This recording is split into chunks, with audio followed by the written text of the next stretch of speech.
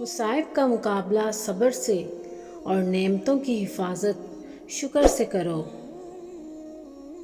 عقل مند وہ ہے جو اپنی زبان کو غیبت سے بچائے، اور مومن وہ جس کا دل شک سے پاک ہو۔ جب تمہارے دل میں کسی کے لیے نفرت پیدا ہونے لگے تو فوراً اس کی اچھائیوں کو یاد کرنے لگو۔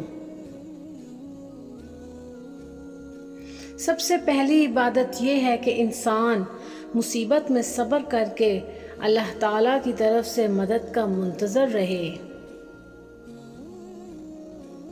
اپنے عیبوں پر نظر رکھ اور اپنے بھائی کے عیب چھپا تاکہ تو بے پردہ نہ ہو جائے۔ قریبی رشتہ داروں کی عداوت بچھوؤں کے ڈسنے سے زیادہ درد پہنچاتی ہے۔ صبر کی دو صورتیں ہیں، جو ناپسند ہو اسے برداشت کرنا اور جو پسند ہو اس کا انتظار کرنا۔ نصیحت دوسروں کے حال پر غور کرنے سے حاصل ہوتی ہے۔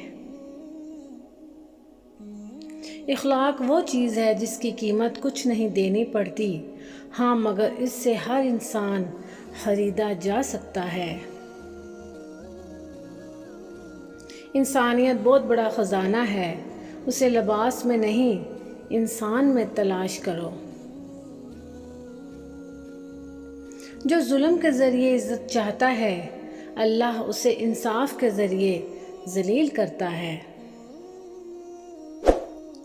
لوگوں سے یاد کرنے کا شکوہ مت کرو، کیونکہ جو انسان اپنے رب کو بھول سکتا ہے وہ سب کو بھول سکتا ہے۔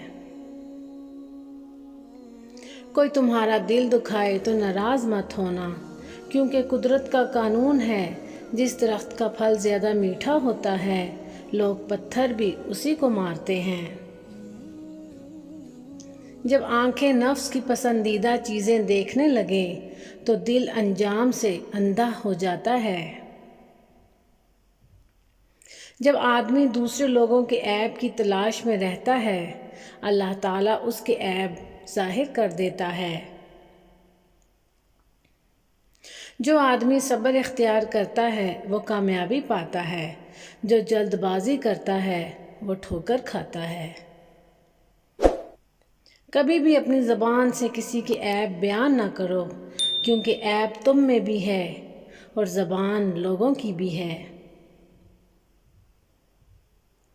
جو آدمی اللہ تعالیٰ کے سامنے اپنی عاجزی ظاہر کرتا ہے تو دنیا داروں کی اونچی گردنیں اس کے سامنے ذلیل و پست ہو جاتی ہیں۔